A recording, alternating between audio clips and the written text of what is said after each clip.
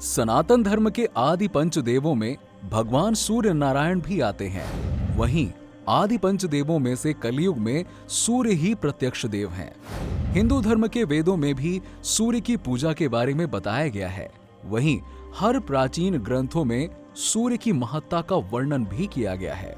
ज्योतिष में भी सूर्य देव को ग्रहों का राजा माना गया है। सूर्य को हिंदू पौराणिक कथा के अनुसार ब्राह्मण की आत्मा माना गया है। ऐसे में माना जाता है कि रविवार को सूर्य देव की पूजा से सभी मनोकामनाएं पूर्ण होती हैं। इनकी उपासना से स्वास्थ्य, ज्ञान, सुख, पद, सफलता, प्रसिद्धि आदि की प्राप्ति होती है। कहा जाता है कि सूर्य भगवान की आराधना करने से शरीर में सकारात्मक ऊर्जा आती है। हिंदू धर्म में सूर्य ही ऐसे देवता हैं जो प्रत्यक्ष रूप से आंखों के सामने हैं। हम सूर्य भगवान की आराधना उनको देखकर कर सकते हैं। आज हम आपको बता रहे हैं ओडिशा में स्थित कोंकण के सूर्य मंदिर के बारे में। ये मंदिर भगवान सूर्य को समर्पित है, जो भारत के प्राचीन धरोहरों में से एक है। इस मंदिर की भव्यता के कारण ये देश के सबसे बड़े 10 मंदिरों में गिना जाता है।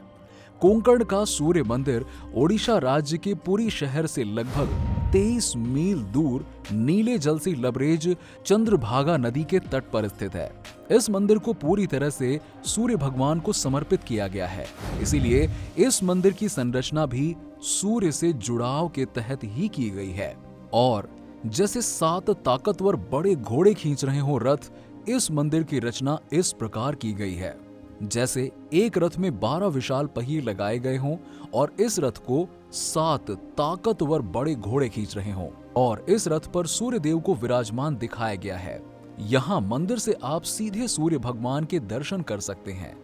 मंदिर के शिखर से उगते और ढलते सूर्य को पूर्ण रूप से देखा जा सकता है। जब सूर्य निकलता है तो मंदिर से ये नजारा बेहद ही खूबसूरत दिखता है।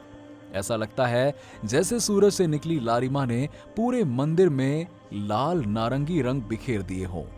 वहीं मंदिर के आधार को सुंदरता प्रदान करने के लिए 12 चक्र साल के 12 महीने को परिभाषित करते हैं और हर चक्र 8 आरों से मिलकर बना है, जो दिन के 8 पहर को दर्शाता है। यहाँ पर स्थानीय लोग सूर्य भगवान को विरंची नारायण कहते थे। ये मंदिर अपनी अनूठी वास्तुकला के लिए दुनिया भर में मशहूर है और ऊंचे प्रवेश द्वारों से घिरा है। इसका मुख पूर्व में उदयमान सूर्य की ओर है और इसके 3 प्रसाधन हिस्से देउल गर्भगृह, नाट मंडप और जगमोहन यानी कि मंडप एक ही सीध में है।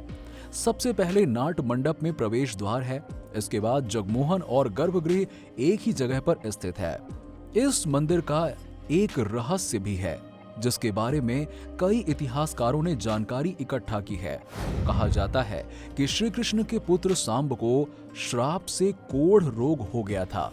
उन्हें ऋषि कटक ने इस श्राप से बचने के लिए सूरज भगवान की पूजा करने की सलाह दी। सांब ने मित्रवन में चंद्रभागा नदी के सागर संगम पर कोंकण में 12 वर्ष तपस्या की और सूर्यदेव को प्रसन्न किया। सूर्यदेव जो सभी रोगों के नाशक थे, उन्होंने इनके रोग का भी अंत कर दिया, जिसके बाद सांब ने सूर्य भगवान का एक मंदिर का निर्माण निश्चय किया। अपने रोग नाश के उपरांत चंद्रभागा नदी में स्नान करते हुए उसे सूर्यदेव की एक मूर्ति मिली। ये मूर्ति सूर्यदेव के शरीर के ही भाग से देव शिल्पी श्री विश्वकर्मा ने बनाई थी। सांबा ने अपने बनवाए मित्रवन में एक मंदिर में इस मूर्ति को स्थापित किया। तब से ये स्थान पवित्र माना जाने लगा। कई आक्रमणों और नेचुरल डिजास्टर के कारण जब मंदिर खराब होने लगा तो 1901 में उस वक्त के गवर्नर जॉन वुडवर्न ने जगमोहन मंडप के चारों दरवाजों पर दीवारें उठवा दी और इसे पूरी तरह से रेत से भर दिया ताकि ये सलामत रहे और इस पर किसी डिजास्टर का प्रभाव न पड़े। इस काम में 3 साल लगे और 1903 में ये पूरी तरह से पैक हो गया। वहां जाने वाले को कई बार ये पता नहीं होता कि मंदिर का अहम हिस्सा जगमोहन मंडप बंद है। बाद में आर्कियोलॉजिस्ट्स ने कई मौकों पर इसके अंदर के हिस्सों को देखने की जरूरत बताई और रेत निकालने का प्लान बनाने की बात भी कही। ये मंदिर 2 भागों में बना हुआ है, जिसमें से पहले भाग नट मंदिर में सूर्य की किरणें पहुंचती थीं और कहा जाता था कि कांच या हीरे सरीखे धातु से वो इस मंदिर की प्रतिमा पर पड़ती थीं, जिससे इसकी छटा देखते ही बनती है। वहीं मंदिर में एक कलाकृति में इंसान हाथी और शेर से दबा हुआ है, जो कि पैसे और घमंड का घोतक है और ज्ञानवर्धक भी है। कोणार्क के बारे में एक मिथक और भी है कि यहाँ आज भी नर्तकियों की आत्माएं आती हैं। अगर कोणार्क के पुराने लोगों की माने तो आज भी यहाँ आपको शाम में उन नर्तकियों के पायलों की झनकार सुनाई देगी जो कभी यहाँ राजा के दरबार में नृत्य किया करती थी। इसमें एक चमत्कारिक बात यह भी है कि इस मंदिर का निर्माण एक सैंडविच के तौर पर किया गया था, जिसके बीच में लोहे की प्लेट थी जिस पे मंदिर के पिलर लगे हुए थे। ऐसा भी कहा जाता है कि मंदिर के ऊपर एक 52 टन का चुंबक रखा गया था, जो कि इन खंभों से संतुलित था। इसी के चलते भगवान सूर्य की जो प्रतिमा थी वो हवा में तैरती हुई रहती थी, जिसे देखकर हर कोई हैरत में पड़ जाता था।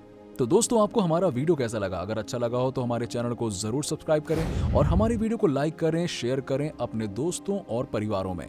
मिलते हैं आपसे नेक्स्ट वीडियो में, तब तक के लिए नमस्कार।